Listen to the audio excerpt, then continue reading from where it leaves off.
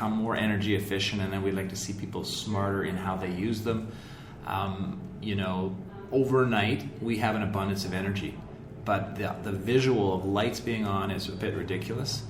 It does use energy, however much that actually is. We don't know. And there's a further issue, which is that lit buildings have the potential to create reflections, attract birds. The birds hit the windows and then they fall down, and some of them are injured, some of them actually die. So I think, as long as it's safe, I think that's a good idea. The other thing is that in terms of the lighting, a couple of neat things. One is the city is going to switch to all LED streetlights. That will save a tremendous amount of energy. Were they testing that out in Montreal Road? So just in October, they entered into an agreement with Hydro Ottawa. That's going to happen, and we're gently pestering both the Hydro Ottawa and the city to get the downtown core done in the very first wave. I'd like to see the downtown core all LED lighting in 2017 when tourists come here. Mm-hmm. The other thing is the NCC is looking at an illumination policy, so some really cool use of lighting. So if you imagine, with the illumination, now we have an incentive to turn off the lights nobody wants to see. Instead, we have little ribbons of beautiful lights. I don't want to see what's going on in D&D. Nobody needs to see it. I'm with you. And since they're not working at that time of night, why bother? So yeah. No, exactly. So we're all for turning the lights off. That's it. That's excellent. All right, we're going to take a quick break. We're going to listen to Jen from Foodie Prince tell us about the Ottawa, about Strawberry Blonde. They're having their second anniversary. That's a great vegan bakery that I love to go to. And we're going to talk about the Ottawa Food and Wine Show. And we're going to listen to one song, Poster Girl. This is going to be taken from a little inside of the song because I found a good part to play a minute of. So this is going to be from the Tackies, and we'll be right back. Thanks, guys. This weekend is shaping up to be a super busy one, so let's get right to it. Here are my top picks. October 31st usually marks the end of outdoor farmers markets, and this year is no exception. The Parkdale Market and the Ottawa Farmers Market at the Byron Park in Westboro will end their season this Saturday. Meanwhile, the Farmers Market at Lansdowne Park will have new hours starting this Sunday from 9 a.m. to 3 p.m. And heading into the Wellington West Village, Strawberry Blonde, a local bakery that specializes in nut-free, gluten-free, and vegetarian and vegan goods, is celebrating their second anniversary on Saturday. To mark this very special occasion, they'll be throwing a Halloween party. As part of the festivities, loot bags will be given out to the first 75 partygoers. There'll also be a costume contest starting at 3 p.m. Prizes will be given out for the scariest costume, a prize for the best food-inspired costume, and finally, there'll be a prize for the best overall costume. And throughout the day, there'll be a coloring contest for the kids, along with lots of free samples and a Halloween treat. Cake will be served at noon, and on that day only, you can get 2 cupcakes for the price of 1. Strawberry Blonde Bakery is located at 114 Grange Avenue, right behind the Ottawa Bagel Shop. The biggest food event happening this weekend is the Ottawa Wine and Food Festival at the Shaw Centre. Running from Friday to Sunday, hundreds of thousands of wine and beer samples and international and local gourmet foods will be handed out to more than 23,000 visitors. If you're looking for the perfect wine for the holidays, or perhaps you're planning to host and entertain your family and friends, and you're in need of some great decorating ideas, or perhaps some baking or cooking tips, you can find all of that at the Wine and Food Festival. Celebrity chefs including Anna Olsen, David Rocco from Dolce Vita, and Twice the Spice twins will all be on hand doing some cooking demos.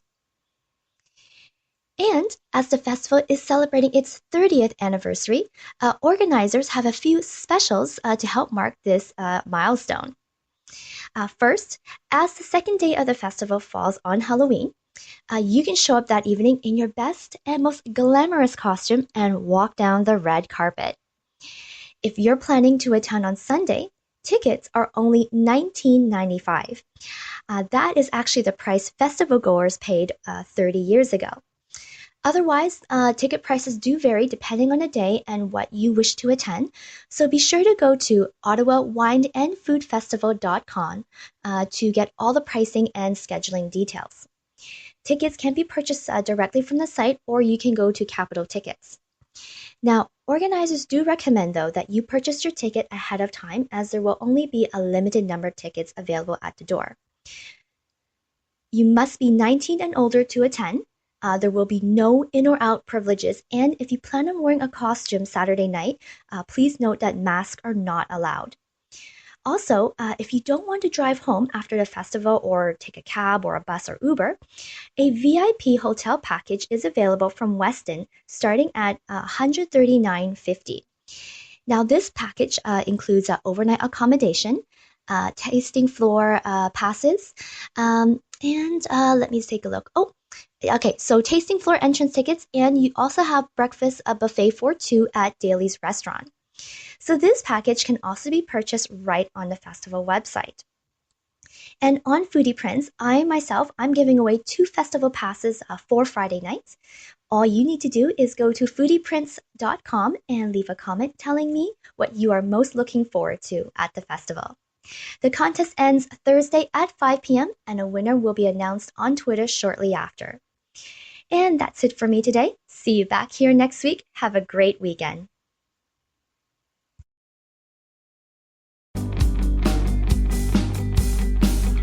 Some say it's the way it should be. TV selling you to me. I lie in 1 year and out the brain.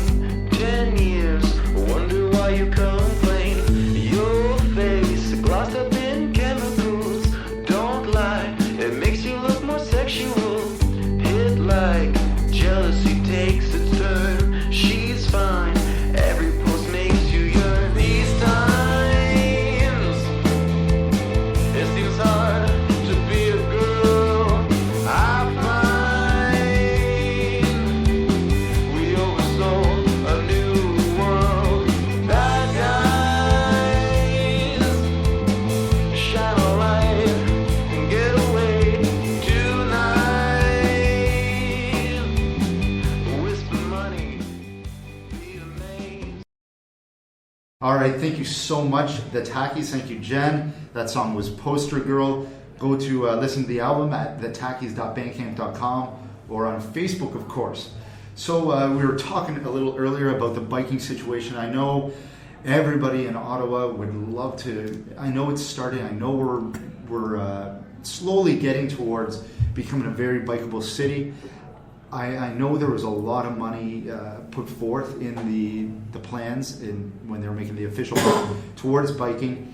I still haven't seen it totally in fruition, but hopefully, Don, you can enlighten us with some of the plans here. So I mentioned earlier that the number one issue that was identified for us was better connections to and from the downtown core. And so what we did is we started a program called, hang on a second. So we launched a program called Cycle In. The name meaning, hey, you should be able to cycle into anything. Go get your groceries, go to the game, go to whatever, Blues Fest, lots of people like to cycle in. So we had 20 rides from 12 wards, all that were within 10, 12K of downtown. And we just plunked people down on different street corners. And most people were people who cycle on a regular basis. And it was neat because it was, okay, well, how are you going to find your way downtown? Which routes are you going to pick and why? Mm-hmm. And then they were given instructions to say what's the good and the bad. And so we learned a lot. We learned, first of all, this is a great city to cycle in. We've got a lot of fantastic infrastructure. However, there wasn't a single route that is entirely on infrastructure. So every route, there's a disconnect here or a break there. You got to cross over something or the scary bridge. So that needs to be fixed. Commuters find a way.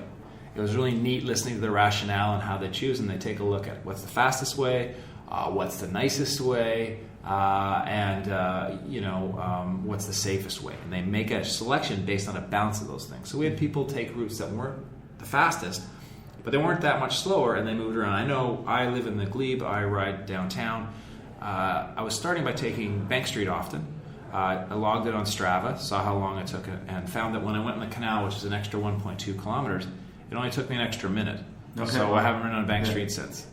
So I think that's part of the angle. But at the end of the day, my test is, okay, if you had two 12-year-olds going to school, would you send them on that road? And that's my test, right? So not you, not me, but people who are newer to cycling, would they? And what we need is, and that's what we need. That's where that's going to be the traction. That's right. It's going to be safe and easy to get places. So we've completed our report. It's going to go to city council to city councilors and the mayor on the 9th as an information report. Incidentally, in those 20 rides, we had 6 councilors. Yes. So 6 of 23 councilors actually rode their bikes during that ride. We were all greeted by the mayor. So it's got a high level of visibility. I think good things are going to happen, and we're just there to sort of prod them along, encourage them to do the right thing, and they are, for the most part, doing some really neat stuff. And that's great if every year you can pick the same spots and just go every year. Has there been any changes? Document. That's a great way to document. Yeah. That's very smart. That's good. You've done several events. What are some of the events you've held, and kind of, do we have anything upcoming that people can be looking out for? Well, so we have done a number of events. We've done a lot. We've done openings, launches. We've got what we call the Eco District Network, which are businesses and organizations that that are supportive of us, have paid a fee to be a part of our organization and come to specific events. I think the event I like the best is called the Local Beer Friendlies. And so at those events, we select 3 or 4 local breweries. We tell their sustainability story, so what makes them more sustainable, far more sustainable than the larger companies. We do a tasting. People come, they enjoy that part of it, and have a little bit of food and stuff. And then we weave in a message of some sort. So the last one we had was actually at ZB. Yes. ZB are one of our partners, so Windmill is a champion. And so we had the sampling. We got to take a look at the ZB development, and when we talked about all things cycling, we talked about the cycle-in study and all of that. And we actually even had Velo Go bikes. And people were able to try out the Velo Go bikes, and so that was a lot of fun. What are the Velo Go bikes? They're the green bikes all around town that replace the Bixie bikes. Okay. And they're cool. They're an upgrade for sure. They've got a lock, and they've got they're all electronic in terms of your credit card and stuff. So that's a great system. Do you know if it went well? The trials and everything for this? Yeah, no, it's they've run it. They've run it. Year? I believe it will be back next year. Okay, that's a great thing. Yeah. So, how did you initially pair up with the Zibi project? So, who reached out to who, and how are you brought in? How are you? They're one of the best companies in Canada. Jeff and Jonathan Westeinda and Rodney Wiltz and the whole crew, very much into sustainability. They've made amazing projects, and one of the very first people to support the Eco District was Jeff Westeinda, and so we've had a good relationship ever since. When they agreed to, they put forward the proposal to buy the Domtar lands and to develop them. That was just terrific because they're next door neighbors. We've supported them on a bunch of things. We've been on some. We went together to Atlanta to visit with other eco districts. Yeah, so we've done a lot of stuff together. What kind of things did you learn from Atlanta then? Well, I learned first of all that, all due respect, I wouldn't want to live in Atlanta. It's got that's one of the worst traffic areas. It's got some real challenges, and but they're working hard. They've got like a beltway all the way around the outside that they're developing. I think every book I've read on urban planning or building a city has an entire chapter on Atlanta. Well, the other thing too about Atlanta, one of the sad legacies there is there's a lot of disinvestment in neighborhoods of color. And that's a lot. And that's so an hour and a half for them to get a bus to go somewhere. Yeah, so if they can get a bus at all. Yeah, so they've got an eco district that's near where they have the 4 historic black colleges, and a primary focus is on trying to undo the barriers that they face and try to develop equitably and focus in on eco justice. So it's tougher for them. They have bigger issues than we do. Not to say that our issues aren't big, but they have significant disinvestment. Detroit, same thing. So some of the cities in the U.S., it's hard for us to compare to because they have these massive challenges that have to do with disinvestment in minority neighborhoods. Can we get towards? I know I read a lot about. I read Fast Company, which does a lot about Copenhagen and how digitally advanced they're becoming with their. They are basically monitored on every piece of energy, and it is a lot of comparison too. Yeah. They've shown the studies that if you see what your neighbor does, you try to improve. Everybody's been gamified now. That's right. They're competitive. You want to do better than your neighbor. And you want to see things happen. So it's good to hear that the proposals are out there that these downtown, because I know I live in one of the buildings, and there is your garbage, you're just wasting time. You don't know anything. So what if, all of a sudden now every week I give you an update?